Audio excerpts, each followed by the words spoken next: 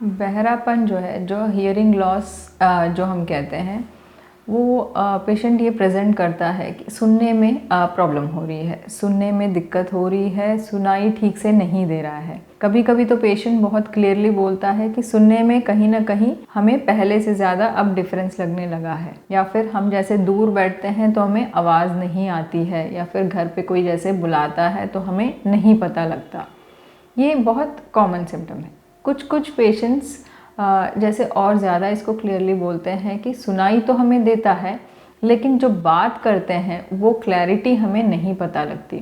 जैसे हम सुन तो पाते हैं, टीवी चल रहा है, हमें सुनाई दे रहा है कि कोई आवाज़ आ रही है, लेकिन वो क्या आवाज़ आ रही है, कैसे आवाज़ हो रही है, वो हम डिफ्रेंशिएट नहीं कर पा रहे हैं, उसकी हमें क्लैरिटी नहीं समझ आ रही है। तो ये बहुत कॉमन सिम्टम्स हैं जो हम इसको बहरापन बोलते हैं, जो हियरिंग लॉस बोलते हैं। दूसरी चीज़ ये है कि जो बहरापन है वो अगर छोटे बच्चे में है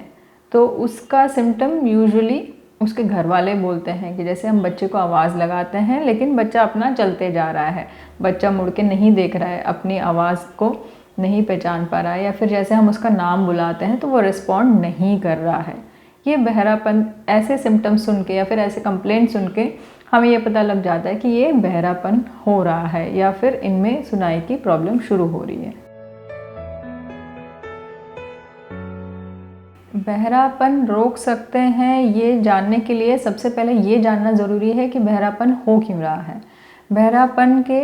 हियरिंग लॉस के बहुत ज़्यादा रीजंस होते हैं, बहुत ज़्यादा कारण हैं।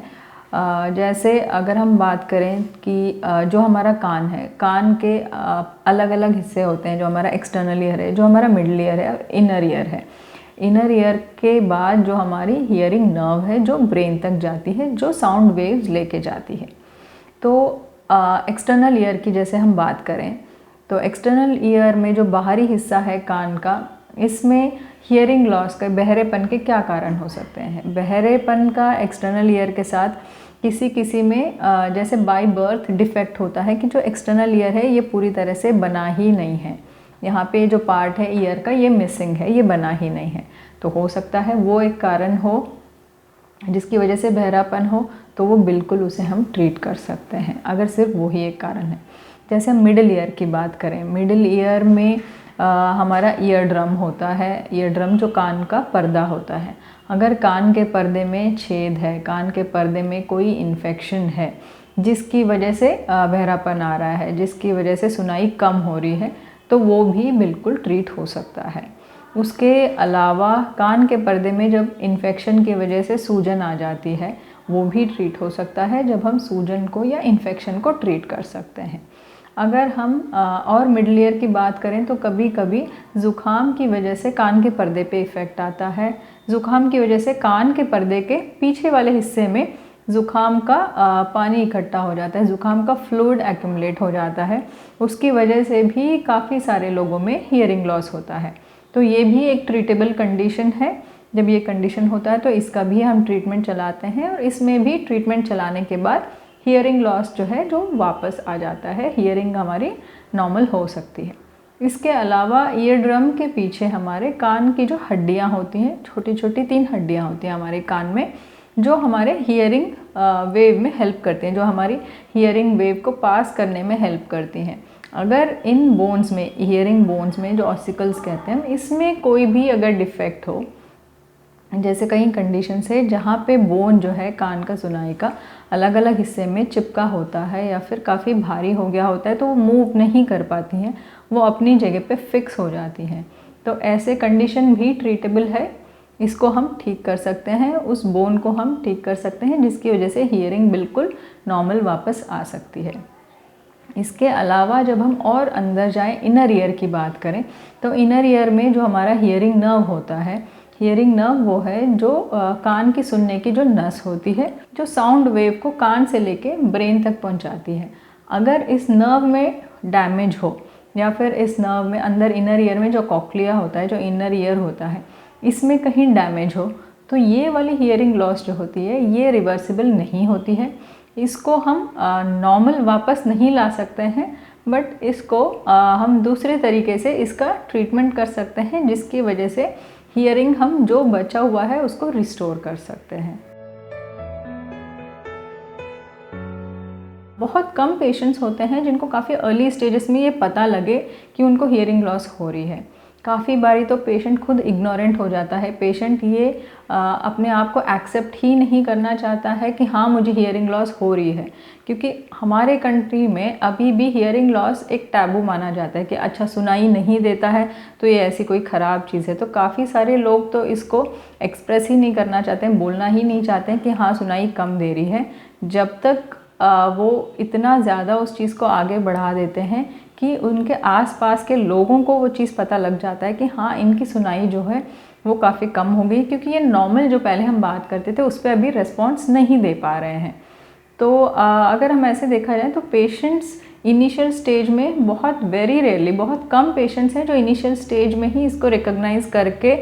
इसको पहचान पाते हैं कि हाँ हियरिंग कमी हो रही है। बाकी काफ़ी टाइम पे ऐसा होता है, जैसे आज जब मोबाइल्स आ गए हैं आजकल, तो मोबाइल जब हम लेते हैं, मोबाइल पे बात करते हैं, तो उसमें क्लियरली पता लग जाता है कि जब हम मोबाइल यूज़ करते हैं, मोबाइल हमने कान के पास पकड़ा है तो नहीं, हमें अब ये क्लियरली पता नहीं लग रहा है, जो मोबाइल से आवाज़ें आ रही हैं हम इसके क्लियरली नहीं सुन पा रहे हैं, या फिर हम इसकी भाषा जो आ रही है मोबाइल से वो हमें नहीं पहचान पा रहे हैं कि क्या बोल रहे हैं सामने वाले। ये एक चीज़ है। दूसरी चीज़ ये है कि जब हम घर पे बैठे हैं, 4 लोग हैं, घर पे बैठे हैं, टीवी देख रहे हैं, तो टीवी सुनते हुए नॉर्मली जैसे हम देखते हैं किसी भी घर में, जैसे बड़े बूढ़े लोग होते हैं, वॉल्यूम काफ़ी ज़्यादा बढ़ा लेते हैं। तो ये एक बहुत कॉमन सिम्टम है जब हम नोट कर सकते हैं कि इनकी हियरिंग लॉस जो है या फिर इनके हियरिंग लेवल जो है वो कम होता जा रहा है, हियरिंग लॉस बढ़ता जा रहा है इनका, इसीलिए इनको टीवी का वॉल्यूम बढ़ाने की ज़रूरत पड़ रही है। तो ये बहुत कॉमन चीज़ें हैं। इसके अलावा अगर हम बच्चों की बात करें तो बच्चों की सुनाई का बहुत कॉमनली हम ये देखते हैं कि बच्चे यूजुअली रिस्पॉन्ड नहीं करते हैं। जैसे उनका नाम बुलाया जाए बच्चे का, बच्चे को आवाज़ लगाया जाए, बच्चा अपना खेलने में मस्त है, बच्चे को कोई फ़र्क नहीं है कौन बुला रहा है, कौन आ रहा है, कौन जा रहा है, बच्चा ना पलट के देखता है आपकी बातों को, ना वो रिस्पॉन्स देता है। तो इसमें हमें पता लग जाता है कि बच्चे को शायद सुनने में प्रॉब्लम हो रही है या फिर बच्चे की सुनाई नहीं है, इसीलिए वो रिस्पॉन्ड नहीं कर पा रहे हैं। सारे सिम्टम्स के बाद अगर हम एक क्लिनिकल डायग्नोसिस की बात करें तो डायग्नोसिस के हिसाब से सबसे पहले एक ईएनटी कंसल्टेंट को जब हम विज़िट करेंगे, जब हम हॉस्पिटल जाएंगे, एक ईएनटी डॉक्टर चेकअप करेगा, आपके कान चेक करेंगे, तो किस वजह से हियरिंग लॉस है, क्यों हियरिंग लॉस है और हियरिंग लॉस के लिए क्या करना है, ये हमें पता लगेगा। और हियरिंग लॉस चेक करने के लिए कितना लॉस है और किस टाइप का लॉस है, ये हमें हियरिंग के अलग अलग टेस्ट आते हैं, जैसे बहुत कॉमनली ऑडियोमेट्री हम कराते हैं हियरिंग लॉस चेक करने के लिए, वो बहुत ही ज़्यादा स्पेसिफिक हमारी डायग्नोसिस बना देती है हियरिंग लॉस के बारे में। हियरिंग लॉस का जो हियरिंग नर्व से लेके, जो सुनने की नस से लेके जो कनेक्टेड है, जो सुनने की नस है, जो हमारी कान के साउंड वेव्स जो हैं वो ब्रेन तक पहुंचाती हैं, वो जो हियरिंग नर्व है उसमें वीकनेस स्टार्ट हो जाती है, उसमें एजिंग प्रोसेस जो है वो स्टार्ट हो जाता है। ये बहरापन वृद्ध लोगों में बहुत कॉमन है, ये दिस काइंड ऑफ डेफनेस। इसमें पेशेंट्स हमेशा ही ये कंप्लेन करते हैं कि उनको आवाज़ तो आ रही है लेकिन आवाज़ की क्लैरिटी नहीं पता लग रही है, हम सुन तो पा रहे हैं लेकिन क्या बोल रहे हैं वो समझ नहीं पा रहे हैं। ये बहुत क्लासिक है हमारे एज रिलेटेड वृद्ध लोगों में जो है बहरापन आता है उनकी वजह से। अगर हम इनकी ट्रीटमेंट की बात करें तो सबसे पहले तो ये मैं सबको ही ये बताना चाहूँगी कि जो हियरिंग लॉस है, बहुत सारे लोग ये मान के चलते हैं कि अरे नहीं ये तो उम्र हो गई है इनकी, इसलिए इनको बहरापन हो गया है, अब कुछ नहीं होगा। ये जो है ये बहुत ही गलत नोशन है। एक्चुअली ट्रीटमेंट काफ़ी स्टेजेस तक पॉसिबल है, लेकिन उस चीज़ को डायग्नोस कराना और इस चीज़ को जितना अर्ली स्टेज में आप कैच करेंगे, जितना अर्ली स्टेज में इसके डायग्नोसिस बना के ट्रीटमेंट के लिए आप आगे बढ़ेंगे, उतना ही ज़्यादा आपको अच्छे रिजल्ट्स आएंगे। कभी ये सोचना गलत बात है कि नहीं ये एज रिलेटेड प्रॉब्लम है, ये तो झेलना ही पड़ेगा, ये तो सबको होगा, ऐसा नहीं है। अभी काफ़ी अच्छे हमारे हियरिंग एड्स आ गए हैं। जैसे अगर हम बात करें कि अच्छा हियरिंग लॉस हो गई है, ये सीनियर सिटीज़न है, इनकी एज हो गई है, हियरिंग लॉस हो गई है और कंफर्म हो गया कि ये नर्व रिलेटेड है, जिसको हम सेंसरी न्यूरल हियरिंग लॉस बोलते हैं, ये कंफर्म हो गया कि सेंसरी न्यूरल हियरिंग लॉस ही है, तो उसके बाद हम पेशेंट्स को यूजुअली हियरिंग एड्स, जिसको हम एडवाइस करते हैं कि हियरिंग एड्स वो लगा सकते हैं। उस हिसाब से जितना उनका हियरिंग लॉस होता है उस हिसाब से उनकी हियरिंग एड की एडवाइस हो सकती है। श्रवण यंत्र, जिसको हम नॉर्मल लैंग्वेज में हियरिंग एड्स भी बोल सकते हैं, उसमें कई तरीके के होते हैं। हियरिंग एड्स जो हैं कई तरीके के होते हैं और अब तो काफ़ी सारे वैरायटीज़ भी आ गए हैं उसमें। अगर उसका हम डेली यूजेज की बात करें तो जब भी किसी को भी हम लोग हियरिंग एड प्रिस्क्राइब करते हैं तो सबसे पहले ये कंफर्म करना ज़रूरी है कि जो उनका हियरिंग लॉस है वो बिल्कुल सेंसोरी-न्यूरल टाइप ही है हियरिंग लॉस का, वो कंफर्म हो जाए। एक बारी पहले ऑडियोमेट्री हो जाए उनका, उसमें उनका हियरिंग लॉस कितना है और हियरिंग लॉस किस टाइप का है वो भी कंफर्म हो जाए। एक बारी ऑडियोमेट्री हो जाती है, रिज़ल्ट आ जाता है, कितना परसेंटेज ऑफ लॉस है वो भी आ जाता है, तो उसके बाद हमें हियरिंग एड प्रिस्क्राइब करते हैं। जब हियरिंग एड प्रिस्क्राइब हो जाती है तो हियरिंग एड अलग अलग टाइप्स के होते हैं। जैसे अगर हम डिजिटल की बात करें, जिनमें एक एडवांटेज ये होता है कि हम digital hearing aids usually patient के लॉस के हिसाब से उसको हम दोबारा से सेट करके उनको दे सकते हैं। जैसे डिजिटल हियरिंग एड जो है पेशेंट लगाता है, जो बिहाइंड द ईयर टाइप्स होता है। कुछ ऐसे हियरिंग एड आते हैं जो हम कान के अंदर भी लगा सकते हैं। जैसे कुछ पेशेंट्स होते हैं जो ये सोचते हैं कि नहीं, हमें ये नहीं दिखाना है सामने को कि हम मशीन यूज़ कर रहे हैं, तो ऐसे लोग प्रेफर करते हैं कि हम बिल्कुल कान के अंदर लगाएं। कुछ लोगों का जो हियरिंग लॉस होता है वो ज़्यादा होता है, तो फिर हमें उनमें डिजिटल और बिहाइंड द ईयर वाला एडवाइस देना पड़ता है। तो ऐसे अलग अलग टाइप ऑफ हियरिंग एड्स हैं, वो आपके हियरिंग लॉस के हिसाब से, आपके कंफर्ट के हिसाब से और आपका जो टाइप ऑफ हियरिंग लॉस है उसके हिसाब से मॉडिफाई करके आपको एडवाइस हम दे सकते हैं। हियरिंग एड जब हम यूज़ करना स्टार्ट करते हैं तो सबसे पहले ये बताना ज़रूरी है, पेशेंट को ये जानना ज़रूरी है कि हियरिंग एड जो है यूजुअली अगर दोनों कानों में आ जाता है कि दोनों कान में बहरापन हो गया है, तो काफ़ी बारी पेशेंट कहते हैं कि नहीं मैम, अभी हम एक ही कान को लगाएंगे मशीन, कुछ दिन बाद तब हम दूसरे कान का सोचेंगे। तो ये जो है ये एक्चुअली काफ़ी सही एडवाइस नहीं है। अगर आप मुझसे पूछेंगे तो सही हमेशा यही रहता है कि दोनों कानों के लिए मशीन एक साथ ही स्टार्ट करना चाहिए। पेशेंट को थोड़ा सा इनिशियल डेज़ में प्रॉब्लम रहती है मशीन के साथ एडजस्ट होने के लिए, क्योंकि कोई भी नई चीज़ है, कोई भी नई चीज़ के साथ एडजस्ट करने में हमेशा ही प्रॉब्लम रहती है। शुरू में हमें लगता है कि नहीं, आसपास के जो साउंड्स हैं वो बहुत ज़्यादा डिस्टर्बिंग लग रहा है। तो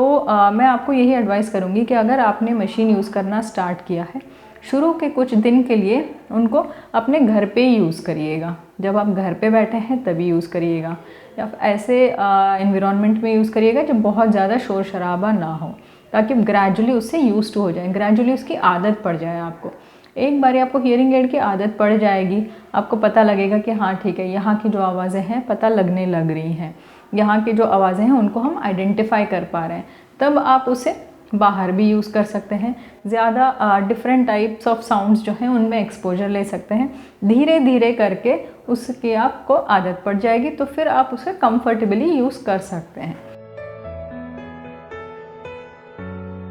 हियरिंग लॉस बिल्कुल जेनेटिक हो सकता है, स्पेशली जैसे हम नवजात शिशु की बात करें, जैसे हम बच्चों में जो हियरिंग लॉस की बात करें, बच्चों में जेनेटिक हियरिंग लॉस बहुत कॉमन है। काफ़ी ज़्यादा बच्चों में जैसे देखा जाता है कि कई बच्चे हैं जो सुन नहीं पा रहे हैं, तो उनमें genetic reason is one of the very common reasons, और ना सुनने की वजह से वो बच्चा बोल भी नहीं पाता है। और ये हमेशा ही अगर उनको ट्रेस करो तो बहुत सारी बारी ये उनके फैमिली ट्री में हम लोग लोकेट कर सकते हैं कि इनके